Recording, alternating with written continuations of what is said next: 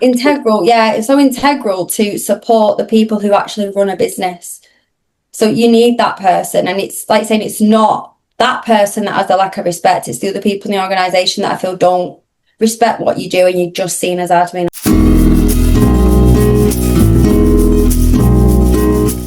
So today I am joined by the lovely Jennifer Parker, and I don't say lovely just because I can see her in front of me and she's clearly lovely. I say lovely because I know she is, because we actually work together. So Jen is my VA, and she has been the making of me this last year. I can't believe the difference in the way things are being done now and the amount of things I'm getting done. So before we delve into exactly why this is so helpful having a Jen in your world, let's find out a little bit more about the lady herself. So Jen, take it away. Tell me what it is exactly you offer to people. So I am a virtual assistant and I have my own virtual assistant business. I support clients with helping them strategically grow their businesses, actually be someone that is like a partner in their business. Like, you don't just outsource to me. I like to be part of your team and actually help you grow and make difference to what you're doing, and actually help you and support you along the way. And that is exactly what you've been doing for me. You have become the basis of the team that I've now got, which is amazing. And I never thought I'd be able to even get to that position, because I was one of those people, and I'm sure you come across us all the time, people like me that say, oh, by the time I've told somebody else how to do it, I may as well have done it myself. And right back when we had our very first chat, you reassured me that, yeah, you do have an element of that at first, but you can do things in a much more efficient way than I can, because I guess you don't have the other things coming at you, because the time that you've devoted to me is to do my stuff. So one of the things that really interests me is I call you my VA because you're my virtual assistant. You live in Manchester, I live in London. It would be very hard for us to see each other every day. But what is the difference between a VA, a PA, and an EA? So I would say like your PA and EA kind of titles are what kind of come from corporate, of actually being physically in an office and being a PA or a personal or executive assistant. VAs kind of came into place like after COVID. So actually doing the same job, but virtually, whereas you don't need somebody to be at the side of you all the time, because how many times do people like you go to meetings and you're not with your PA or EA anyway? So there isn't an actual need for my role to be with that person all the time. But being a virtual assistant and doing it at home means you can help multiple people, because you don't always need somebody full time. So being a VA, helping other people, is that them companies have no overheads. There's no desk you need to pay for. There's nothing like that. So the costs are purely for turning out the work and actually helping you, and all the money goes into that, really.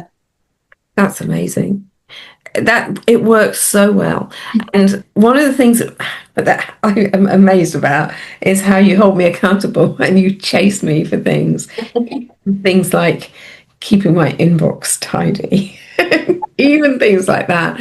And I have to say that I think it's so much wider than I thought it would be. I thought your role would be purely admin, but you've learned so many things. You're like a sponge and you want to learn new things. And I guess you're able to then offer it to other clients and things like that, so it benefits you. So how do you compartmentalize between having different clients? How does that work? So really, I plan my day, kind of try to average out how many hours I've got per month and make it even throughout the month. So for example, someone's done 10 hours a month, that comes to approximately about half an hour a day. So as long as you keep going with that, that keeps it quite even. It doesn't always work like that, because sometimes you need to put more time into things. Of maybe it takes a couple of hours a day for one person. So you've just got to kind of meet people's priorities and fit them in through that. But it's planning like quick turnarounds on things. We need to know about it. You can't really just I need this in an hour. It's quite, you need to plan things in advance, which is what I'm there for as well, is to help you organise and think ahead so then we can get things done. Because that's probably where a lot of people struggle is, and then they realise they need someone, is because they realise that they need to turn things around quickly and they've not had the time to do it. So Amazing. really, it's planning. Once you've planned it, it's absolutely fine. Yeah. Yeah, you say that. You say that, but I'm the hectic person at this end. I, Yeah, things change, but majority of the time, yeah. planned, it's done. Interestingly, from my point of view, I never feel like I've been pigeonholed or slotted into a certain space or anything like that. I never get that impression. I ask you a question and you reply, and I never think about, oh gosh, no, she's probably servicing some other client, which sounds a bit weirder than I intended. But I never really think like that. And I think that's one of your skills really is that you make everybody feel that they're very special and like we're the only client almost. Do you think that's something that is a skill that you can't really teach and that you're either that kind of person or you're not?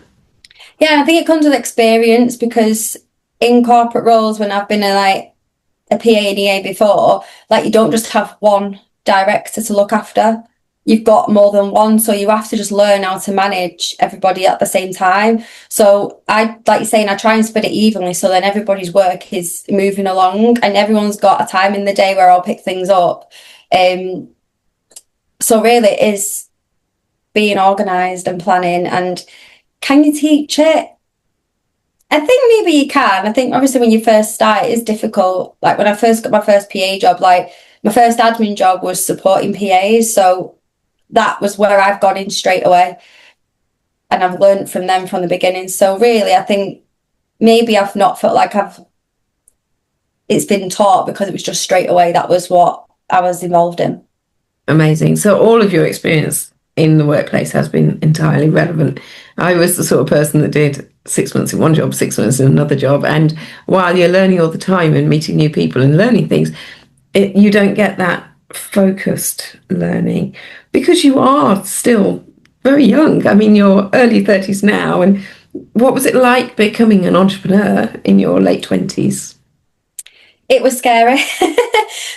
But at the same time, it wasn't scary because I knew that I think I was 28 when I actually launched my business.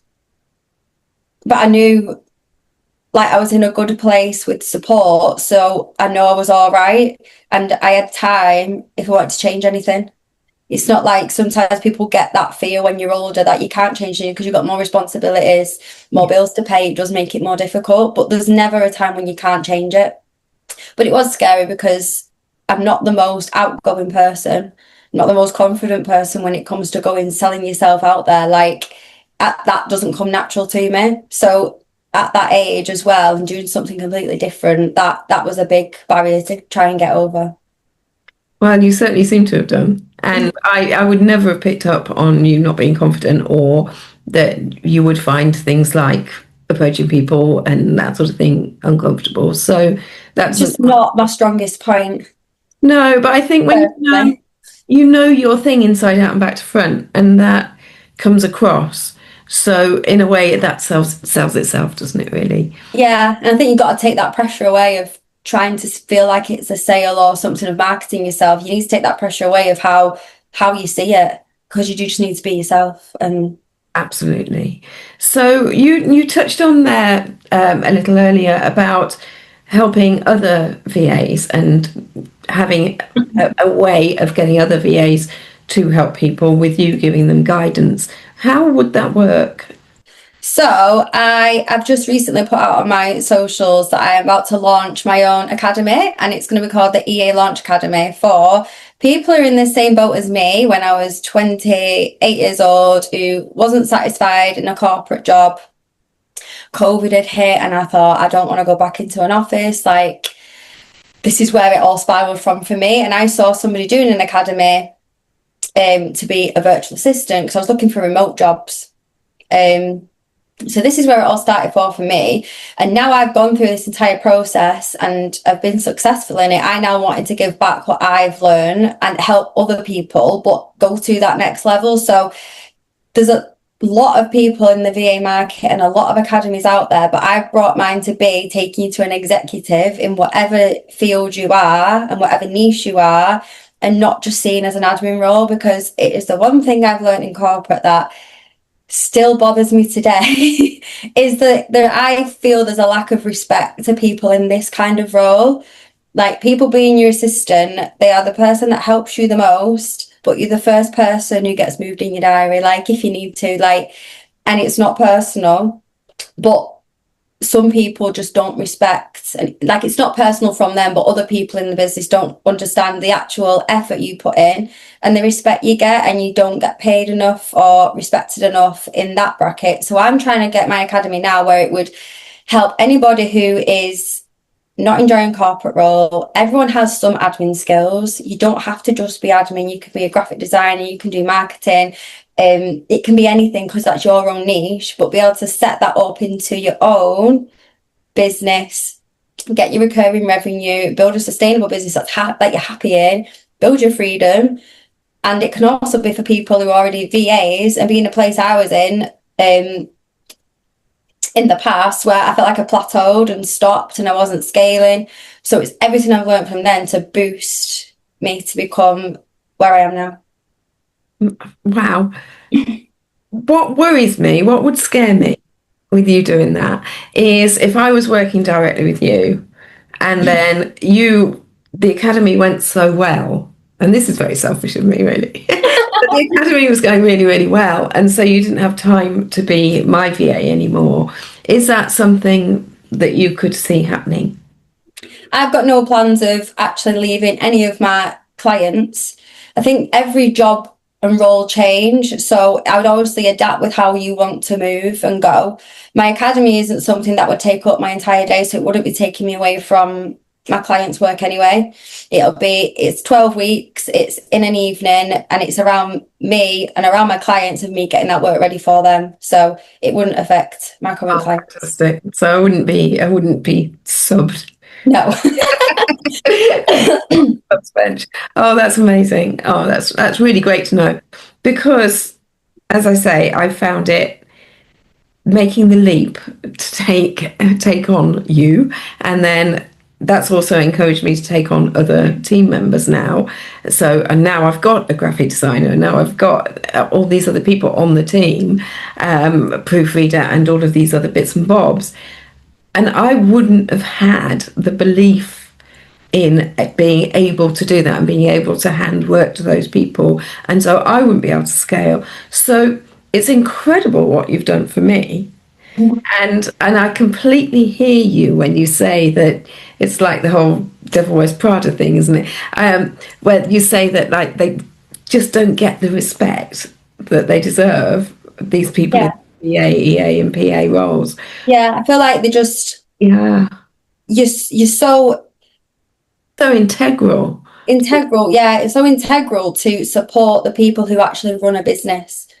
So you need that person, and it's like saying it's not that person that has a lack of respect, it's the other people in the organisation that I feel don't respect what you do, and you're just seen as admin or just seen as this. And I know when first ever job, I was introduced as, oh, Jennifer just books the trains, just books your travel. And I thought, don't. But that you don't have the knowledge to know what I do to help everything else run in the background. Doesn't it, really? It shows there. Yeah, and it's so I think that just has sat with me as well, and I don't want people to ever feel like they are just this in a business in the bottom of the hierarchy, because everyone should be treated the same. Absolutely. So we came across each other when you did a collaboration book that we did the publishing of, and that was with the publishing pod. So was that the first time you've ever done anything like write a chapter in a book, or any form of sort of writing about yourself, really, which is quite hard? Yeah, that was the first time I've ever done it. It got mentioned to me, and I thought, I was excited. I thought, oh, I quite fancy that, but don't think that's really for me, because I thought, who am I to write in a book?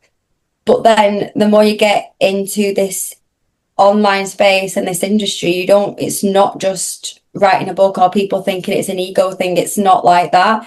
It's a marketing tool. It's there to help you. It's it's got so many benefits. It's not just people thinking it's, oh, she's written a book. Absolutely. And I was going to say, has it brought you any work? But we know it has. Because You proofread it and look what happened. yeah, if I'd have found any glaring errors in there, I'd have thought, actually, no, it's probably not a good idea. But for the benefit of everybody watching on YouTube, probably not so much the people listening on Apple and Spotify, because you can't see the edits and things like that. But not to put Jen under any pressure, but Jen is now doing my YouTube editing. So as I said earlier, you have been a complete sponge and willing to learn new skills and willing to learn new things. I mean, there's so many elements of the running of my business that you now are able to do for me. I think another concern that people might have is that while I'm handing over all these responsibilities, what if it went wrong? What if we fell out? What do you have in place to make sure that everything ends up finishing well, not badly, if it finishes? Well, I just think it's your commitment to your job. Like, I would never not finish the job I'm doing, because I've signed up. That's what I'm here to do. I wouldn't even let anything like that get in the way.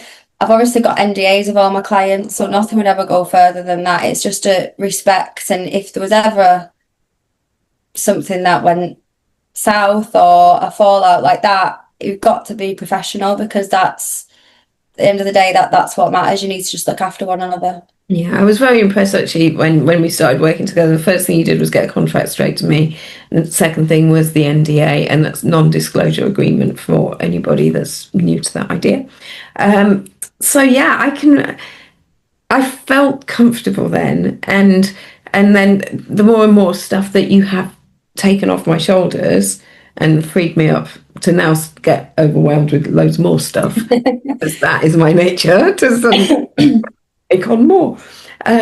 But to be able to do that with confidence, knowing that it's not going to end up on social media, it's not going to end up in the wrong hands, I mean, that is essential, isn't it? Yeah, you need to be able to trust that person. If you can't trust them, you can't. This wouldn't work. No, absolutely. Like, I've got to understand you. I need to understand your business and everything that goes on. There's going to be things you need to disclose, but I would never. That's the point of the NDA. So you've got that, even though without it, I wouldn't do it anyway. But you've got that confirmation and trust from me. Absolutely. And I guess where you're helping other people to learn how to do this, that is something that you're obviously going to be hammering home to them. Yeah, and if you want to go in at that level of being executive and a higher level, these are just fundamental things you need to get right. Yeah, fantastic. Fantastic. One thing that you and I have got in common is that we're pretty obsessed about our four-legged friends. And you have a young man with you called Ronnie. Well, not man. Literally, it's his birthday today. He's 4. Oh, where is he? Oh my goodness, his little face. I love his eyebrows. Oh, he's just been asleep, bless him. Oh, so is he always there with you? So yeah, we have our own little routine. Brings me his toys through the day. Then we get a nice walk out later. So yeah. And that's just something that COVID did you a favour with, really, isn't it? Because you couldn't do that, or you could, but it wouldn't be so nice. You would have your dog at home, and they'd be excited to see you and everything when you get home.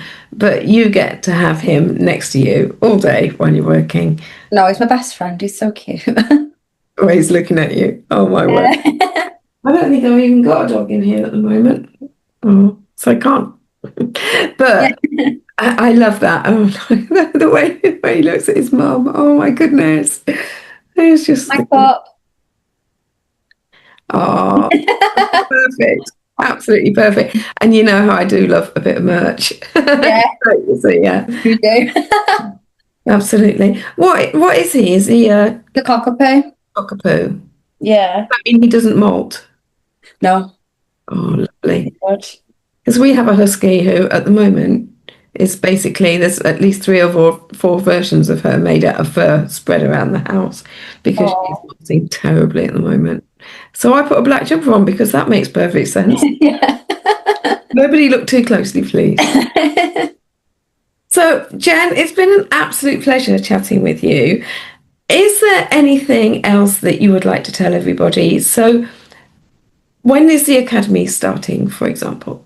So I'm literally just finalising the logistics of final speakers and then getting them into a schedule. Got a Telegram group going at the minute for anyone interested to come and join that group. It's like a free space to learn new little things from me and actually learn about each other in the group as well. And I'll understand from there what your aims are, what your goals are, and then implement them into the academy too.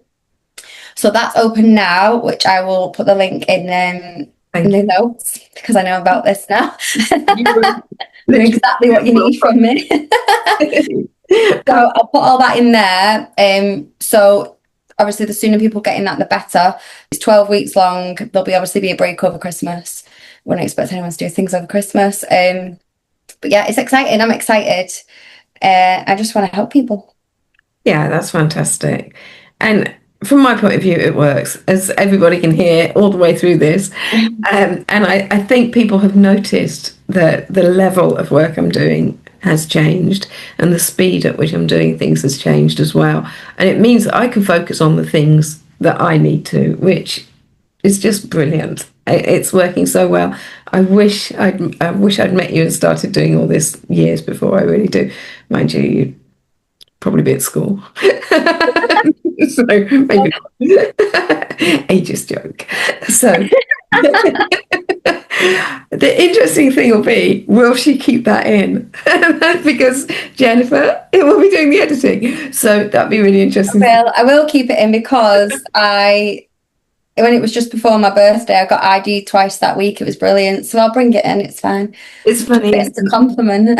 Yeah, you reach a point, don't you? When you're really young, you're like, oh, I want to look older. I want to look older. And then you reach a point where they ask for your ID, and you're like, oh, thanks. Yeah, like I felt it. Like I think once you turn 30, like you definitely change. So when I was turning 32 and I got ID'd, I was like, yes. Yeah. Excellent. Well, thank you very, very much for joining me. It's been a pleasure, always is. And I'm sure I'll be keeping you busy over the next few weeks, months. You definitely will. But for now, thank you. Oh, thank you.